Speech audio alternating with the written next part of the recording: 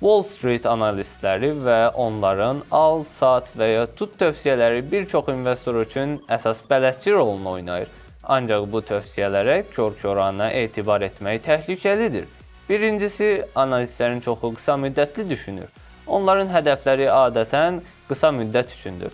Uzun müddətli investor üçün bu qısa zaman kəsiyidir.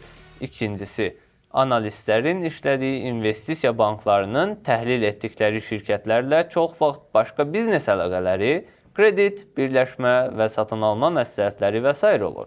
Bu maraqlar toqquşma yaradır və bu səbəbdən sat tövsiyələri çox nadir hallarda verilir. Ağıllı investor analist hesabatlarından bir cavab mənbəyi kimi deyil, bir sual mənbəyi kimi istifadə edir.